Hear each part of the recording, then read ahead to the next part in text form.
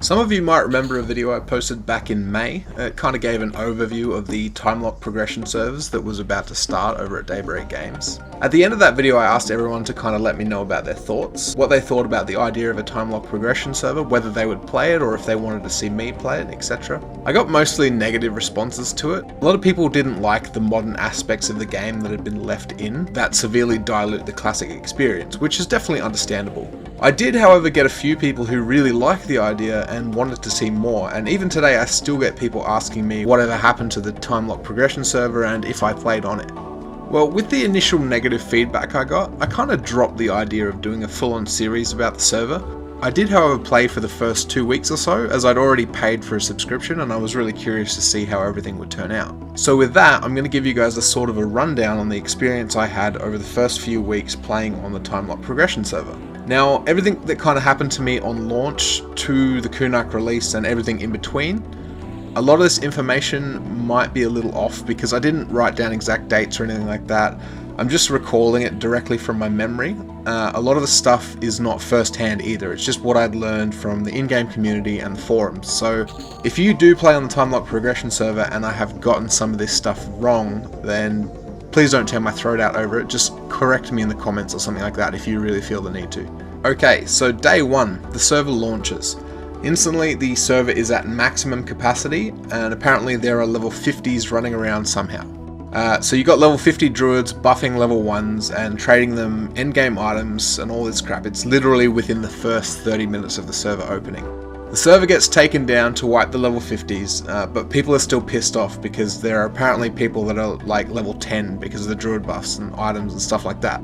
They want them to just pull the whole server down and start again, like wipe it. About an hour or so later, the server comes back online. This is where I first managed to come in, and here you can see this is my experience. So I was creating characters to save names, and I did my bard second, and check this out. I get in and I'm fully geared in some sort of heroic armor, and about 80% of the people surrounding me who've also just logged in also look fully geared. There are still also reports of level 50 characters running around too. So the server is promptly taken down and locked. After about half an hour, they posted that they're keeping the server offline for the rest of the night.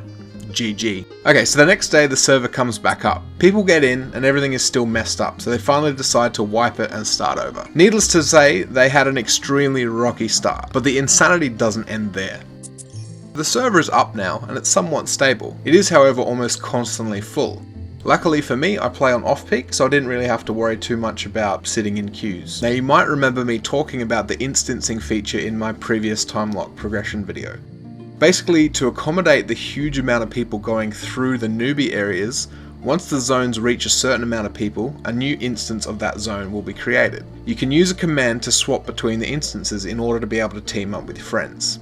I started finding it very easy to exploit the instancing system of the newbie zones. Very few people seemed aware that the instancing feature was a feature at all. So instance 1 of Everfrost Peaks would have like 97 people running around just decimating every living creature in sight. But if you looked at instance 2, it would have like 18 people in it, and then instance 3 would have like 6 people in it. So I went from being not able to find a single thing to kill to pretty much having the whole zone to myself. That's not where it stopped either. In Hallis, there's a quest to collect goblin necklaces. If you find 6 of them, you then take them to the warrior guild, you put them into a container that she gives you, and you hand it to her for a nice chunk of XP and 3 gold. Now once again, I was able to benefit off people's ignorance. People would just vendor these necklaces, so what I would do is go around to all the vendors and I just buy stacks upon stacks of the necklaces. Then I would change instance and go check all the vendors again. I just rinse and repeat this pretty much any time I was heading back to town. The merchant resale value was about 1 silver, so it cost me about 6 silver per quest turn in, and I would get 3 gold as a reward. Not to mention, I think the XP carried me almost to level 8. So anyway, I think 3 days after the server's relaunch, Nagi and Vox were killed. And then I think it was maybe 2 or 3 days after that all the gods were cleared from each of the planes. So basically, within 1 week of the launch of a brand new server, people had managed to clear all of the endgame content.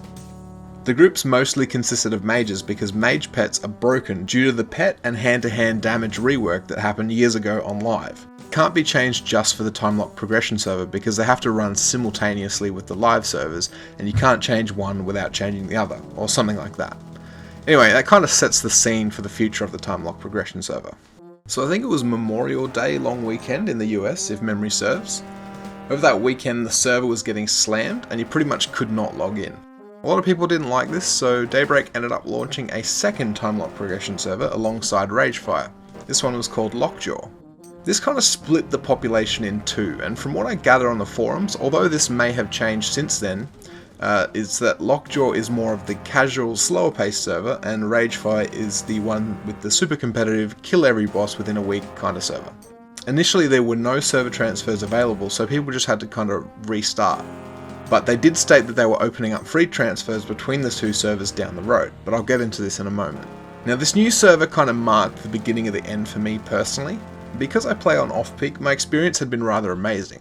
I could find groups pretty much 100% of the time that I played. I very rarely had an issue not getting into the server because it was full. My playtime seems to be perfect. Once Lockjaw launched, that kind of went out the window and it went back to being almost a little bit shit to easily find groups when I played. Now it wasn't actually that bad, but I had been so spoiled initially that I was stung a bit when I actually had to put in effort to find groups. Alright, for the next bit I need to explain what chronos are. Some of you might already know what this is, but I'm sure there are people out there who don't. A chrono is an item that you can buy from the in-game store with real life money. This item, when consumed, will add 1 month playtime to your account. Now the big thing about chronos is that they are a tradable item, so they can be sold by players for in-game currency or items. The concept of a chrono is not new to free-to-play MMOs, and it has been around in multiple games over the past few years. It's actually quite a smart move from a business perspective. It's kind of an official form of real money trading. By allowing players to trade these items, you're essentially allowing them to buy currency with real life money, and this eliminates dodgy third-party real money trading, and it also allows the game company to generate that money instead. I personally don't see a problem with this. If anyone's going to profit from RMT, it should probably be the guys who made the game, not some third party that's doing it illegally and in most cases via extremely malicious ways such as hacking accounts and stealing people's items and money. That being said, this is a concept I don't think is very favourable to a classic EverQuest scenario. So straight away, chronos are part of the game's currency and economy. I think they initially started going for around 500 to 700 platinum in the 2 weeks that I played, or they were usually traded for big items like Cloak of Flames. Now this brings us to the free transfers opened up between the two servers several weeks later. Again, I didn't see any of this stuff firsthand because by then I'd stopped playing. This is all just information I'd gathered from the forums. So when they opened up the transfers, apparently some people found a way to transfer to a non-time lock progression server. So they would transfer their characters to an already established live server. Now you have to keep in mind that these servers have been going for 16 years, so you can only imagine the state of their economy. What the people then did was they'd buy a chrono and sell it on this already established server for like 1 billion platinum. They would then petition to a GM saying, "Oh shit, man, I tried to transfer to Lockjaw from Ragefire and somehow I ended up on this server instead." The GMs would then move them back to the time lock progression server without checking if they had 1 billion platinum sitting in their inventory. So you can imagine the consequences of injecting billions of platinum into these fledgling economies. Basically they got fucked beyond repair. I don't think there would be any way to fix what happened other than a complete rollback, and it seems by the time they found out it was far too late. It wasn't just the chrono hustle that happened during the free server transfers either. Apparently people were getting high-end items, again like Cloak of Flames, and moving between the servers to sell them.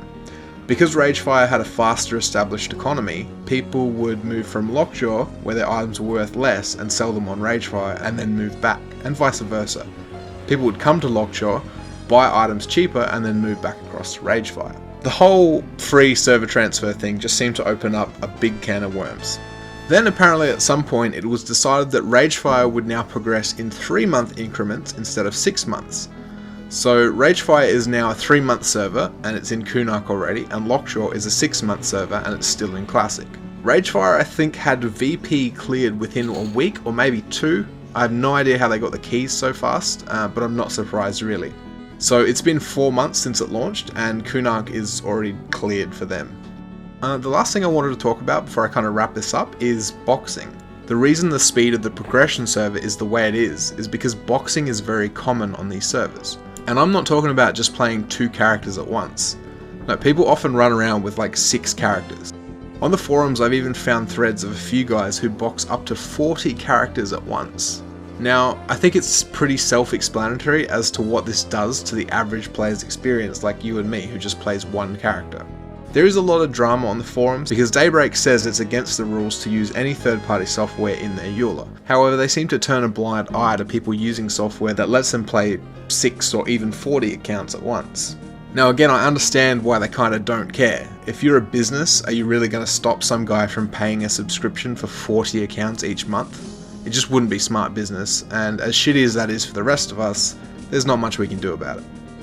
That being said, there have been whispers from Daybreak about a potential third server opening up before the end of the year. This server would not allow multiple clients run from the same machine. So technically you can still box, but you would need to have multiple computers. If that happens, I would be interested in checking it out. I did have fun in the 2 weeks that I played, it just needs a little more finesse before I'd be down to play again, and I think disabling boxing is a big step in the right direction. Now if only they'd get rid of chronos, we'd be set. Anyway, that's pretty much going to wrap it up for this one, guys. Remember that this weekend is Double XP weekend on Project 99, and I have something I've been planning with my bard for the past 2 weeks, and regardless of me succeeding or failing in it, it should make for a pretty entertaining video. So, thanks for watching, and I'll see you then.